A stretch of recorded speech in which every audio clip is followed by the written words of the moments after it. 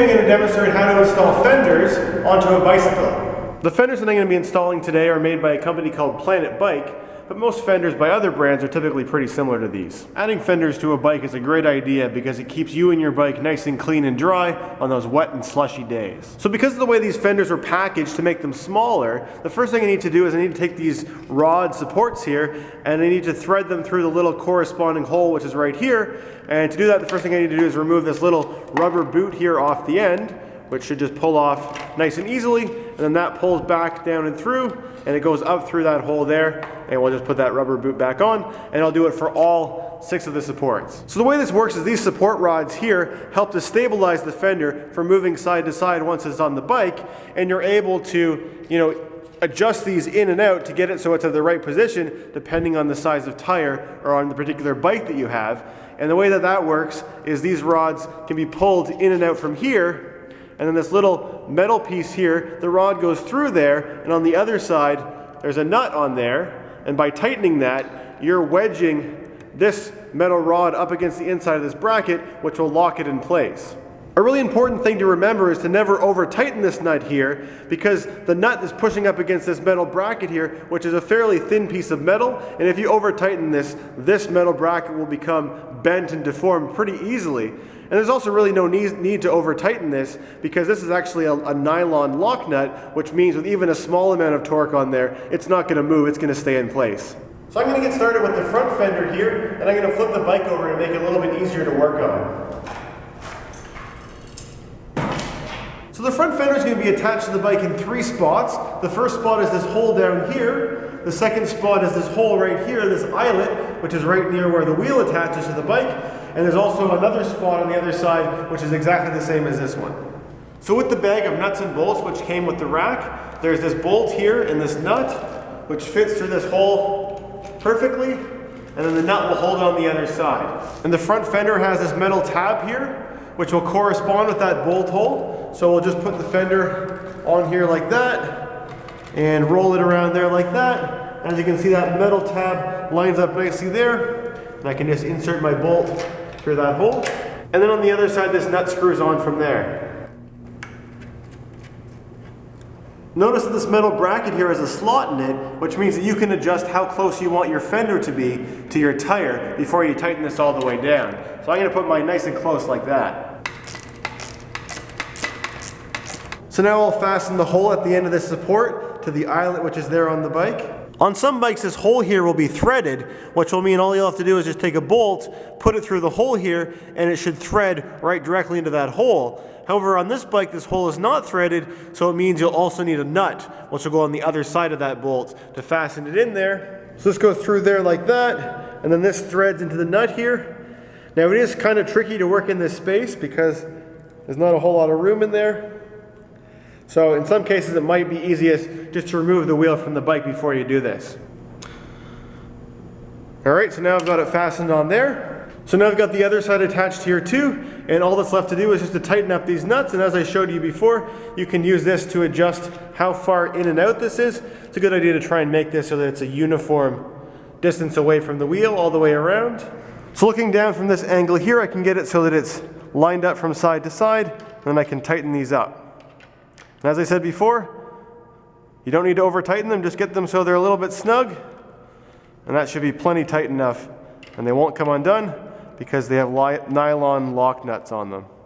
And then the very last thing to do from the front fender is just to spin the wheel and make sure that the wheel isn't rubbing anywhere on the fender. So I don't hear any rubbing noises, so that means that I've done the front fender correctly. The back fender attaches somewhat in the same way, except there are a few differences. The first difference is that rather than having one set of these support rods, there's actually 2 of them, and they still attach just to one point on the bike.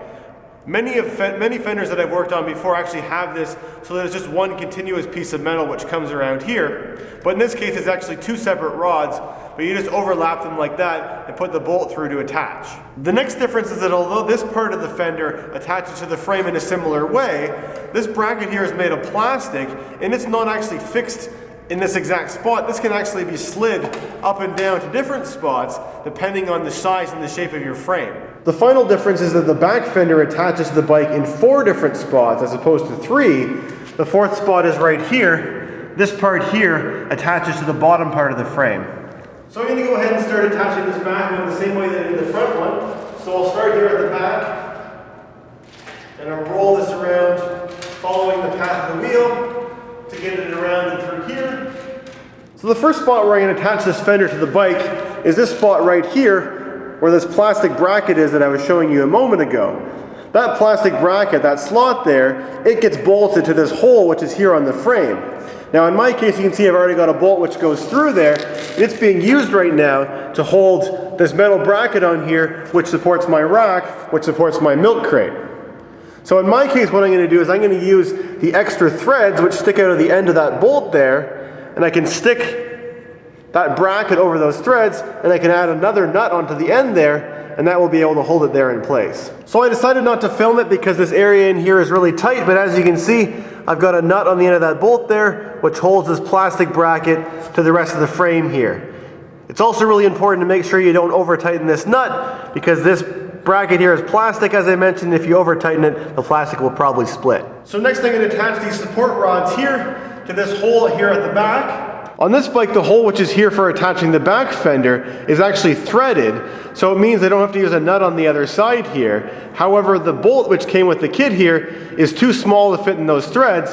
However, I have these other bolts which will properly fit in those threads. Another thing to point out is that many bikes, including this one, have two of these holes here at the back on either side, which is really handy because you can use one of them for attaching your rack if you have a rack on your bike, and the other one you can use for attaching your fenders. I generally prefer to use the one which is further towards the back of the bike for attaching my fenders, this one here. So now I'll go ahead and I'll attach these on there. So I'll take my bolt and I'll thread it through one of these rods, then through the other loop, and then into the bike here, and I'll just thread it on. Because this bolt that I chosen has quite a big head on it, I'm not going to include a washer. However, if I was using this smaller bolt that came with the kit, I would also use the washer that came with it too. And I'll just tighten this with an Allen key.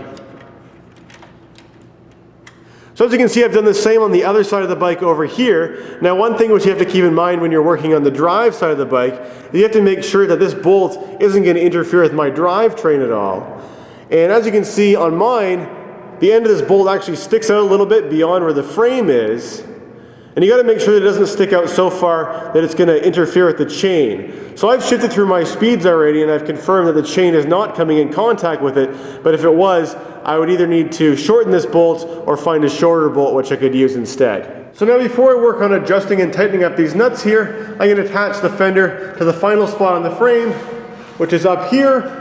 It'll attach to this metal plate here. As you can see, there's a little hole right on this metal plate here with threads in it, and there's also a hole in the plastic fender right there, actually a slot where a bolt will go through, which will thread into those threads. You can see that this fender also has this little bracket which is right here, and that's because some bikes, rather than having a metal plate along the back here, it'll just have a single piece of tube which goes across there. So that metal bracket will just simply clamp onto there for holding it on instead. Here's an example of a bike which has that tube which goes across it and a fender with one of those clips which holds it on there instead. So I've got a bolt here which will thread into that hole. However, with the wheel there, it's a really tight spot to work, so I'm just going to take the wheel off to make things a lot easier.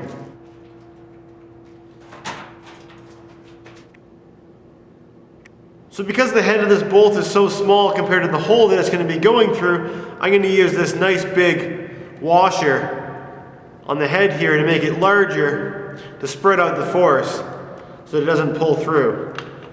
So I'll just push this on there like so, and line up the hole and thread it on there.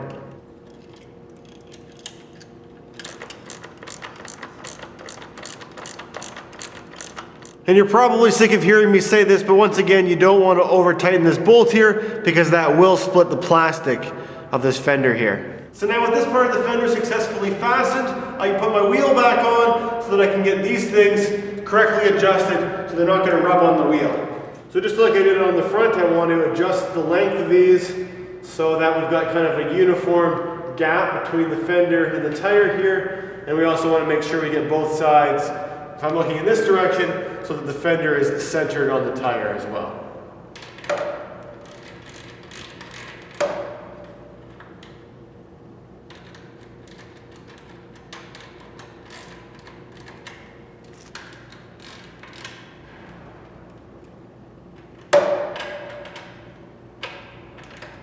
And then finally I can spin my wheel to confirm that it's not rubbing anywhere on the fender, and if it is, I can make small adjustments at different points along the way so I can get it so that it's not rubbing anywhere.